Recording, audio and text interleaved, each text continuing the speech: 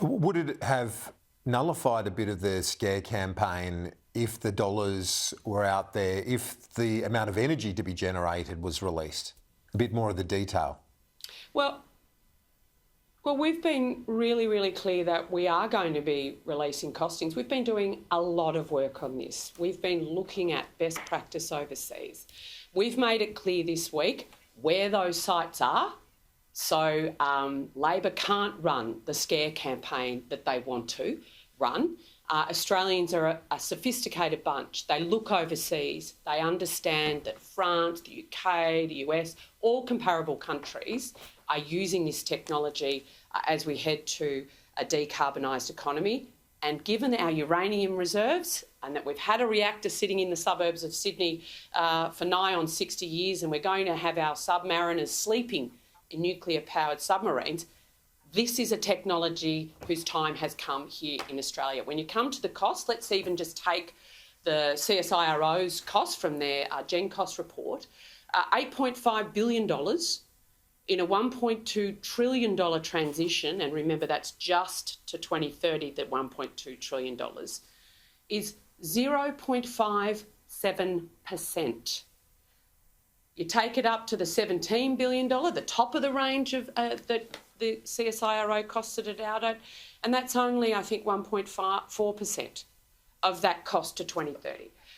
Given the likely cost that's been calculated, I think it was by Melbourne Uni, to 2060 is in the $7 to $9 trillion. This is a drop in the ocean to secure our future and secure a low emissions future for all and the globe. You said you will release the costings. Will that be before the election?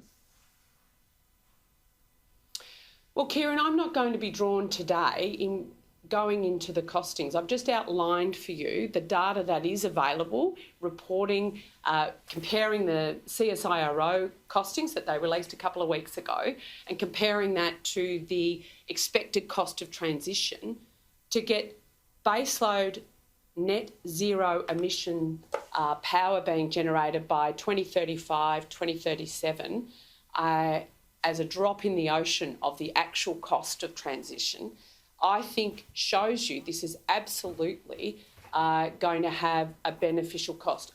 The PM is running around saying this is going to make energy bills higher and give concerns to reliability of energy supplies. That's his scare campaign. What a joke. Right, cooey PM, Australia's already paying some of the highest energy prices in the world. That is why right now, under his plan, and we know that renewable rollout is having huge concerns given that 90% of our baseload power is going to be offline in the next decade and renewables aren't going to be there to fix it. So the scare campaign he's running is actually the reality that we're living under his plan.